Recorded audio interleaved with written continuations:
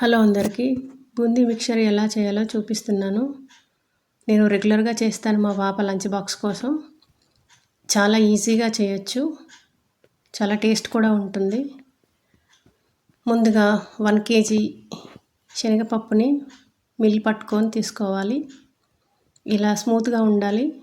1 tablespoon salt వేసి తగినన్ని water పోస్తూ బబుల్స్ లేకుండా కలపాలి. ఎక్కువ వాటర్ పోసేస్తే బూందీ సరిగ్గా రాదు, మెత్తగా వస్తుంది.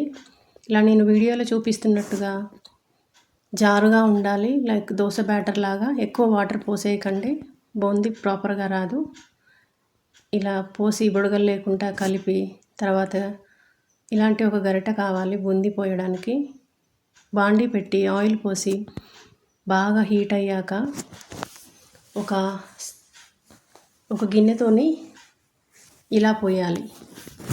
పోసి ఇలా ఆ బౌల్తోని అటు ఇటు అంటూ ఉంటే రంధ్రాల నుంచి పిండి కిందకి కారుతుంది, మంచిగా నీట్గా కారుతుంది.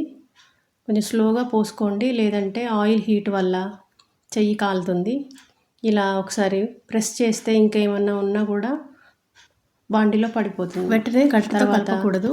కొద్దిసేపు అయ్యాక బుడగల్లాగా పైకి తేలుతాయి. అప్పుడు ఒక గరిటెతోని ఇలా కలుపుతూ ఉండాలి, నేను వీడియోలో చూపించినట్లుగా.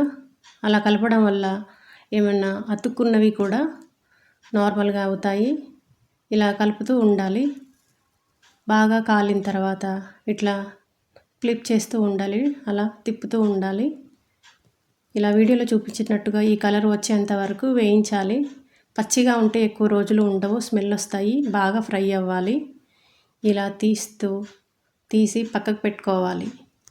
దీంట్లో ఉన్న ఆయిల్ సపరేట్ అవ్వడం కోసం అనదర్ బౌల్ ఉంచేస్తే ఎక్స్ట్రా ఆయిల్ ఏమన్నా ఉంటే వెళ్ళిపోతుంది. ఇదే ప్రాసెస్ మిగిలిన పిండి కూడా చేయండి. తర్వాత అదే ఆయిల్లో పల్లీలు వేసి వేయించాలి. 1 kg పప్పుకి 1/2 kg పల్లీలు సరిపోతాయి. మీకు కావాలంటే ఎక్కువ కూడా వేసుకోండి. ఇలా వేసి బాగా కలుపుతూ ఫ్రై చేయాలి, లేదంటే మాడిపోతాయి. ఇలా ఫ్రై చేసిన పల్లీలను తీసి పక్కకు పెట్టుకోవాలి. అందులో ఉన్న ఆయిల్ కూడా సపరేట్ అవుతుంది. అండ్ తర్వాత కావాల్సిన కరివేపాకు మీరు ఎక్కువగా వాడచ్చు, లేదంటే తక్కువ కూడా వాడచ్చు. నేను చాలా ఎక్కువ వేసేసాను. టేస్ట్ బాగుంటుంది, క్రంచీగా కూడా ఉంటుంది. తింటుంటే ఆ టేస్ట్ అనేది మనకు తెలుస్తుంది. ఇలా కలుపుతూ ఫ్రై చేసుకోవాలి. కంప్లీట్గా క్రంచీగా ఫ్రై చేయాలి, లేకపోతే పచ్చివాసన వల్ల బూందీ మిక్చర్ అనేది. ఫ్రై చేసిన కరివేపాకు ఇలా గరిటెలో పక్కకు పెట్టండి, ఆయిల్ అనేది సపరేట్ అవుతుంది.